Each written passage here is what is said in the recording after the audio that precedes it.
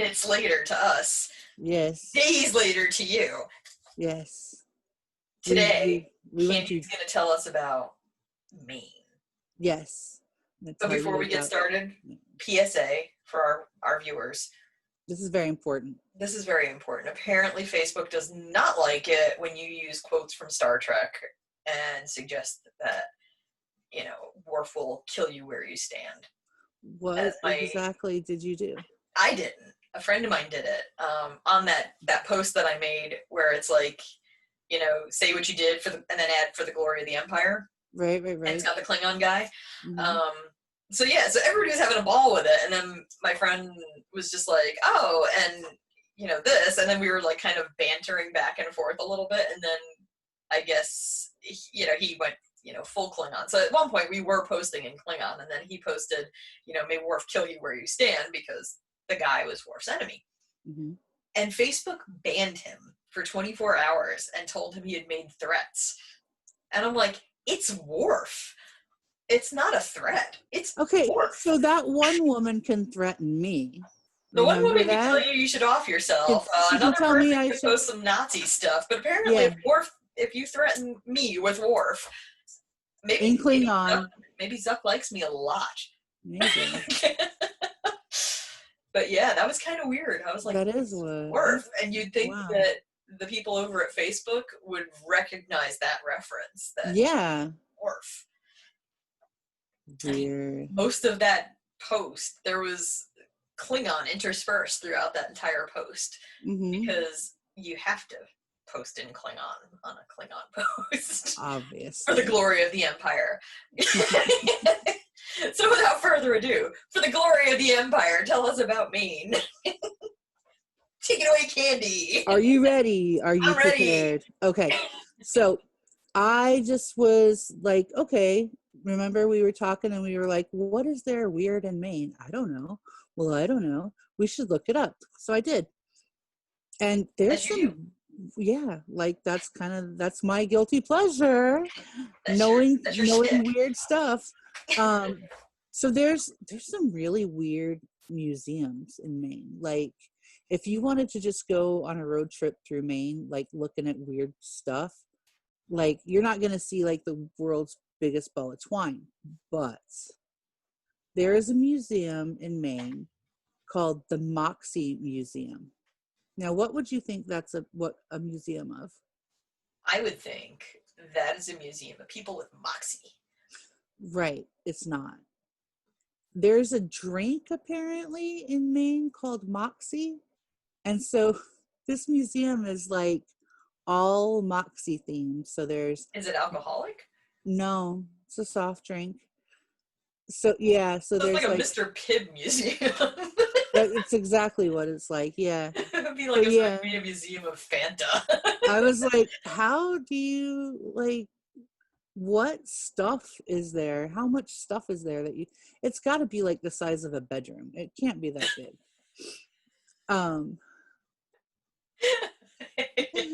It's a room in someone's creepy house. Yeah. The basement. Hey, come see the murder room. I mean, the museum. Yeah. Okay, so you're gonna love my next note. It's I wrote the telephone museum. My notes on the telephone museum is, yup, it's telephones.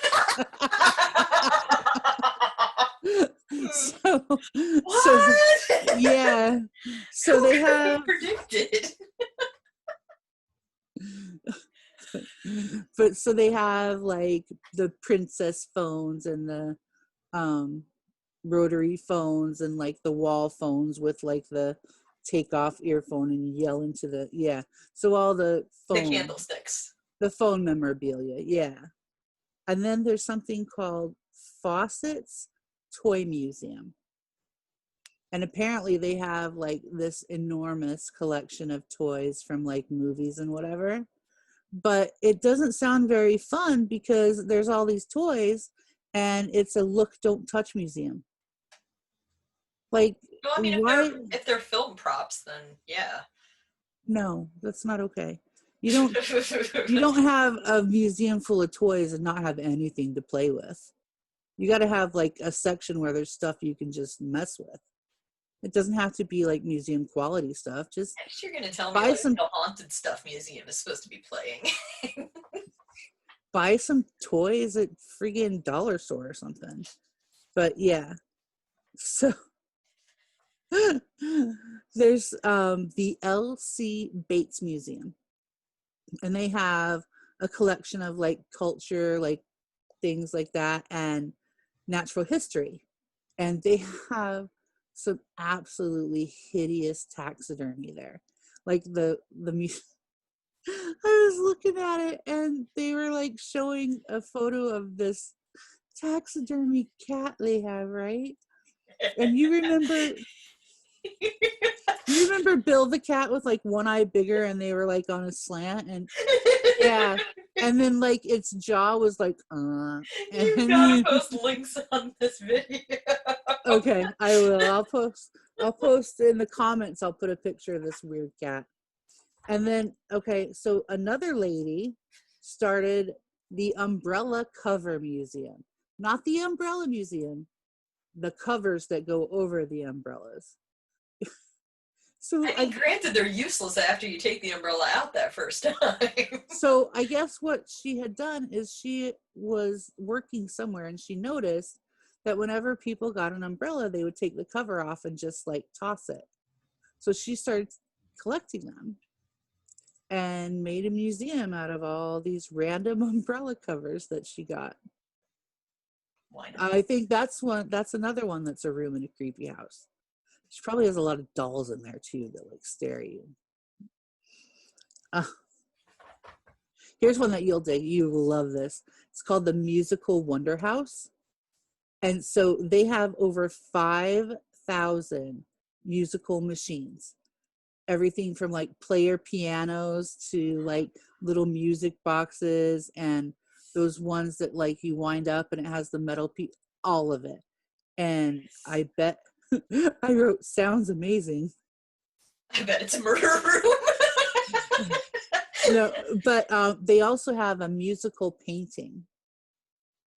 Yeah, I think you would love it. Yeah, I mean, there's a tower in Frederick that looks like a church tower, and it's literally just this tower. It's like St. Michael's Tower, just standing in the middle of this park. And it turns out the whole thing is an instrument that gets played. What? Yeah, it's like some sort of like crazy bell tower that they play the bells with like keyboard or something. I was like, what, with people like jumping up and down? No, there's like a person who goes in and they are trained to play this thing. And so they have like tower concerts every once in a while. That's really cool, actually. Yeah, I would love to go see it because I'm like, this thing is fascinating. Same. Like, can you go inside? Can you see it? Yeah, like, do they do tours? Can you climb up and look around? Like, yeah, I don't know. We should find out. We should. We should. Here's one you're gonna love. The Maine Coast Sardine History Museum. It has been open since 1875. And it has a wall of scissors that were used by the fish packers. So just a wall of like all the scissors. Yeah. Oh no, it gets better. There's a Ferris wheel of canned fish. Like, yeah.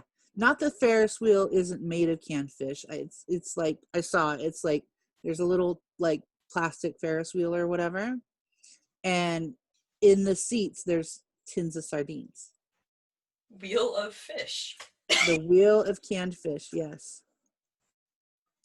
So those are just like some of the weird ones I wrote down. Here's one that you're gonna love though.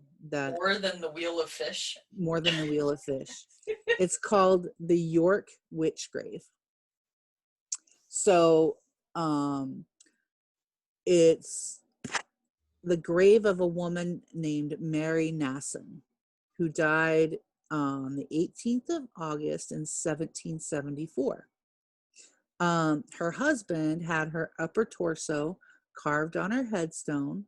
The carving is not flattering at all. It looks really, but I mean, he did it because he loves her and he wanted to memorialize her. It's just that whoever did the carving did not do that good Why of a can't job. he just taxidermy her like the rest of the psychos out I know, right? there?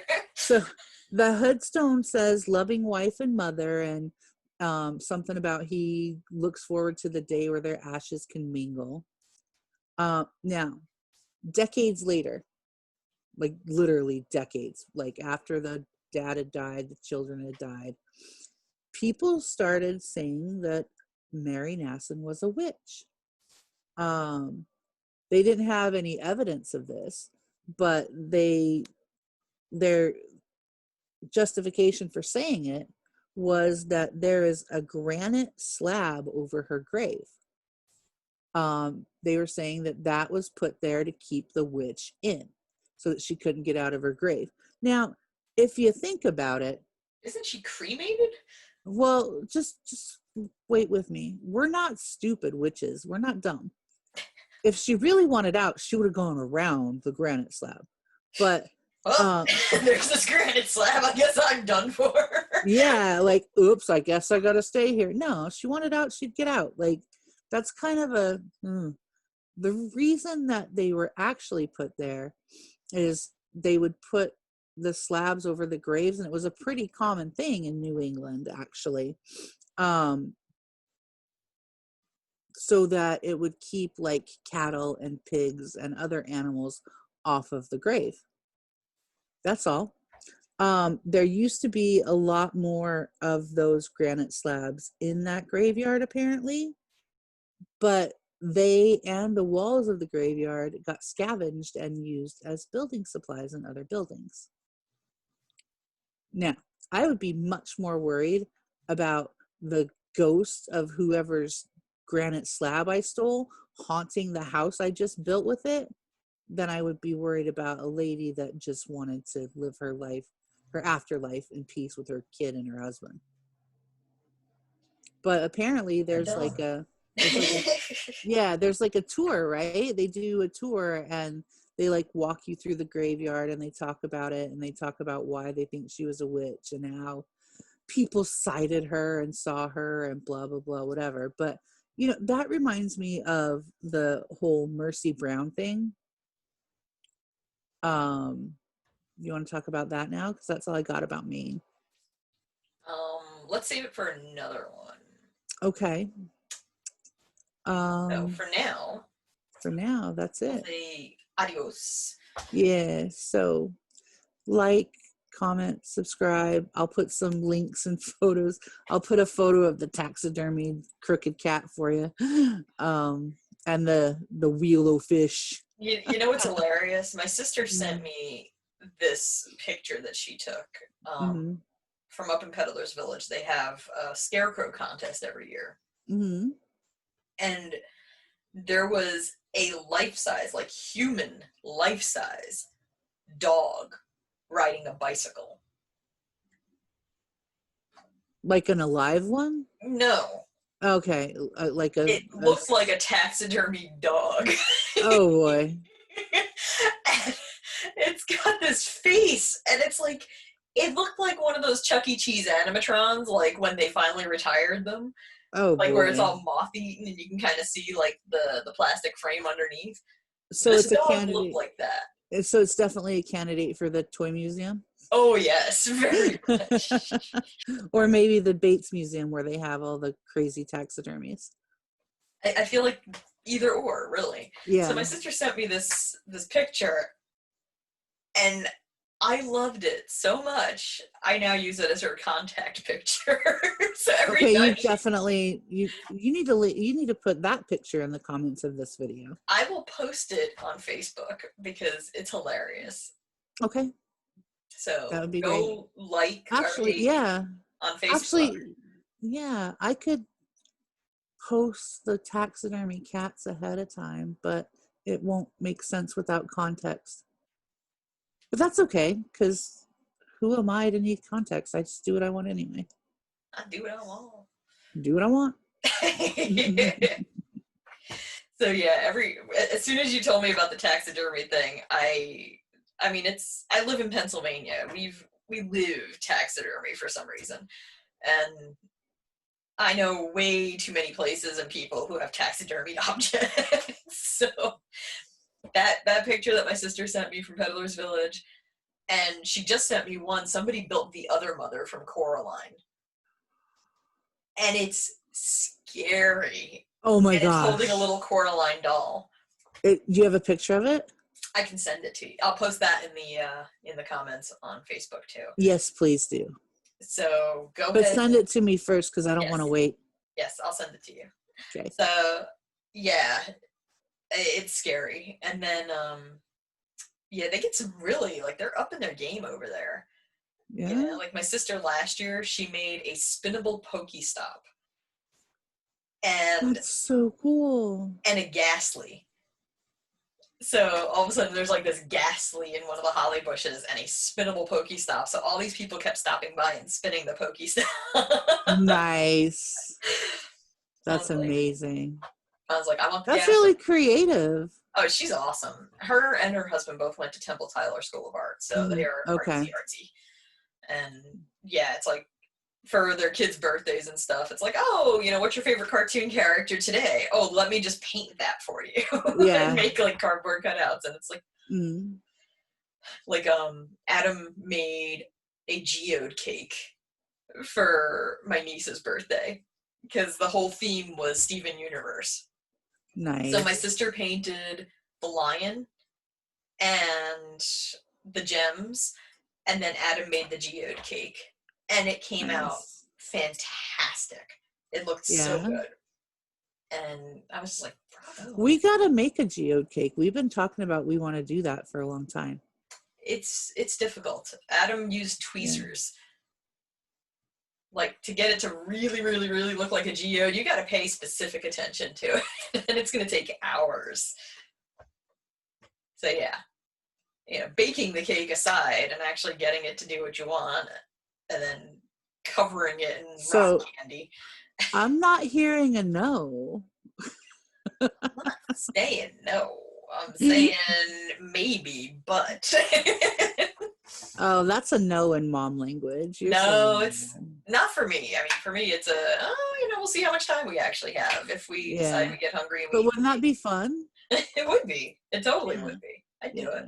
I almost bought a geode notebook yesterday.